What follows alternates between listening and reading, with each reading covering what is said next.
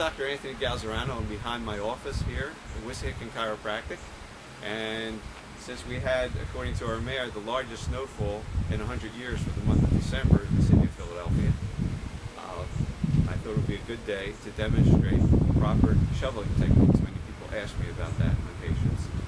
First thing, a warning, of course, if you have heart trouble or if there's any history of heart trouble in your family, definitely check with your medical doctor and get checked out before shoveling, because that burden on your heart can be just too much. Just one shovelful can cause a problem.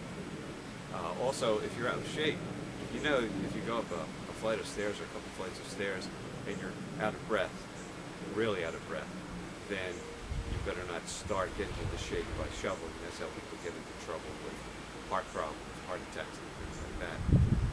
As far as back problems go, if you follow some simple rules, if you don't have a back problem, if you already have a history of back trouble, you're best off hiring somebody to do it. If you feel like you're fit enough to start shoveling, then I'll give you a few very simple tips on how to avoid hurting yourself.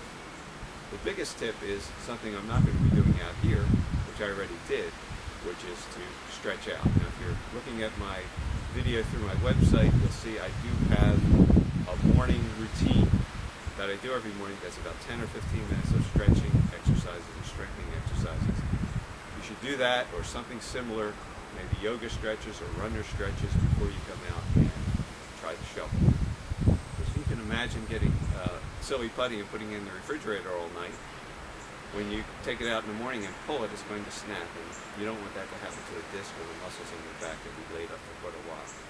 So just very simply, here's a shovel. Now this is an ergonomic shovel. You don't necessarily have to have one. It's a little bit easier on your back.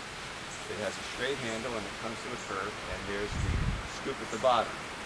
Now, of course, the amount of snow that you lift depends on how strong you are, how big you are, whether or not you have any history of problems, musculoskeletal problems, and also on how heavy the snow is. This happens to be, luckily, powder snow, so it makes it much easier to shovel.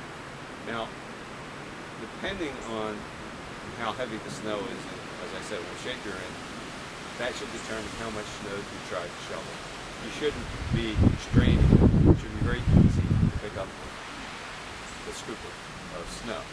Now I'll demonstrate the worst possible way of shoveling snow that gives you a much better chance of hurting yourself. And that would be to go in, take a big scoop, and then twist rapidly. I'm not going to twist that rapidly, but you can see how that would